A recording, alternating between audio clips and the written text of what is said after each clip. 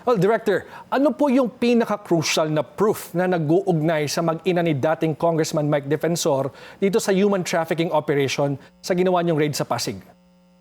Well, una-una na po dito, yung pong dokumento na galing sa Security and Exchange Commission, yung pong GIS nila, yung kanila pong Articles of Incorporation, kung saan po dito ang asawa ni dating Congressman Mike Defensor, ang chairman at presidente ng SIRIN, at ang treasurer naman po ay ang kanyang anak, si Miguel Gabriel po. Okay. So ito pong SIRIN, the SIRIN Corporation na to, nakalagay po mismo doon sa dokumento na they're doing their business under the name and style of Blue Hotel. At Okay. yung Blue Hotel po, yun na nga po yung lugar kung saan po ginagawa yung mga illegal acts of prostitution po. Well, Director, I'm wondering, ito bang Articles of Incorporation na ito, kailan po ito isinumite at kailan huling nag-update sa Securities and Exchange Commission ang kumpanyang ito? Hindi po ito, 2025. Okay. 2025 po ito. Bago po ito, 2025. At meron din pong business permit na galing po sa City of Pasig na 2026. So yung sinasabi po ni dating Secretary Mike Defensor na 2019, hininto na, hindi po totoo yun. Okay. Nag-ooperate po sila hanggang ngayon po. Nasaan na po sila ngayon, itong mag-ina ni former Congressman Defensor, at may indication po ba na posibleng umalis na sila sa bansa?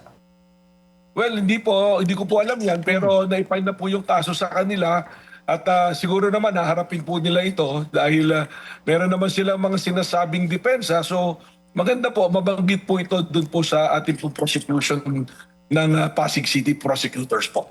Director, paano ninyong mapapatunayan na hindi lang sila owners on paper, kundi may direktang kinalaman doon sa operasyon ng sinasabing sex trafficking din? Kasi may nabanggit or may nabanggit na po ba yung mga naarestong manager o mga empleyado na nagtuturong involved talaga sila doon sa operation itself? Well, may mga testimonya na po, nandoon na po, na-submit na rin po yan sa piskalya, pero ang importante po kasi dyan, under the Human Trafficking Act, kung kayo po ay nagpimintin ng establishmento na ginagamit sa human trafficking, ay kayo po ay liable. Ang modus po kasi nito, yung pong Chicago KTV, doon po yung transaksyon. Aha. Doon nag-uusap, doon po nagkakaroon ng alukan, ng pagkakaroon ng sexual favors for pay. At ang nagkasundo na po, may hagdanan na nakatago, paakyat po doon sa Blue Hotel nga po, at doon po ginagawa yung sexual intercourse po. Okay, just to clarify po, dahil sila ang itinuturong incorporators dito sa Zerin Development Corporation, nangangahulugan po na dapat or ang premise ay aware sila sa nangyayaring mga illegal na aktibidad sa kanilang pag-aaring property. Dapat po, kasi unang-una, presidente po si Ma'am Julie Defensor at yung anak po, treasurer. So namomonitor po yung mga lumalabas at pumapasok na pera dyan. At yung bilang presidente ka, yung day-to-day operation po niyan, ay alam mo po dapat na nangyayari. Ang sabi po ni Julie Defensor, political attack, malicious at kasinungalingan daw yung pag-uugnay sa kanila sa ni-raid na establishmento. Your reactions please, or your reaction please. Sila po yung nagsasabi na political. Alam niyo po, that is very unfair to the men and women of the law enforcement, lalo na po sa NBI. Nung kami po ay nag-raid dyan, kasama po namin ng CSWD, ng City of Pasig, by coordination po, andyan po yung mga barangay officials ng Ugong. So wala po politika dito.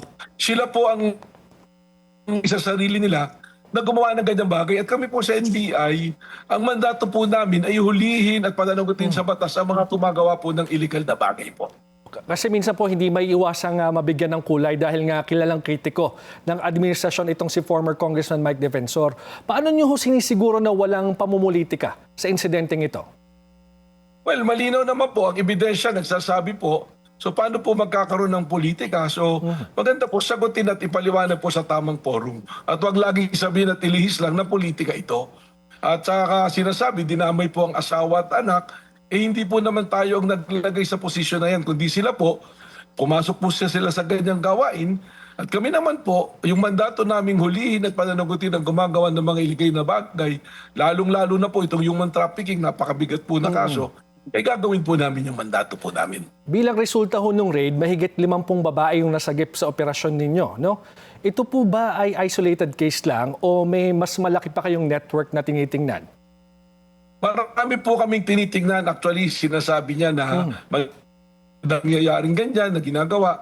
Lahat po yan binabantayan ng NBI at napakarami po nating ginagawa. Hindi po nila pwedeng sabihin na politika dahil pag tiningnan nyo po, mula po nung ako ay nanungkulan dito sa NBI, we have 121 arrests po.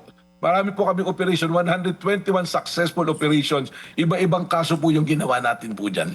Well, binanggit din po yung line-up system at saka yung fixed rates na kalakaran dyan sa club at saka sa hotel na ni-raid ninyo. Ano po yung mga konkretong ebidensya ang hawak ng NBI para patunayan yung ganitong sistema? Well, pampasok mo pa lang po, may aquarium. Pinagbawal na po yan. Yung may aquarium po, saan nakaupo yung mga babae. Pag dumating po yung mga customers, papipiliin ang babae. Magkakaroon ng transaksyon. Pag nagkasundo, iaakit po rin sa kwarto sa Blue Hotel. Yan po, malinaw na indikasyon na. Pangalawa po, yung direktang testimonya po nung doon sa mga babaeng ating po mga na-rescue. Ano po? Okay. So, mayroon pa nga po mga pregnancy test na hawak yung mga nag-handle doon. So, talaga po may operation po. Talagang ginawang prostitution din po itong lugar na ito. Ano ho yung susunod na hakbang ng NBI patungkol dito sa kasong ito? May mga tao pa ho ba kayong hinahanap at posibleng pasagutin at kasuhan din in relation to this operation? Tama po yan kasi po, nung tinignan namin yung mga korporasyon na involved, interlocking officers, interlocking owners, interlocking directors po. Marami pa po kami tinitnan na mga personalidad at anggulo po na kaso na pwede po namin ihain po. Are you at liberty to discuss this? Sino-sino ito? May mga pangalan pa ba tayong tinitingnan na medyo pamilyar sa taong bayan? Well, siguro po antayin na lang po natin pagka natapos na po yung aming pong case build-up at investigation ay aming pong ilalahad po sa inyo. Alright, maraming salamat po sa inyong oras, NBI Director Melvin Matibag. Salamat po.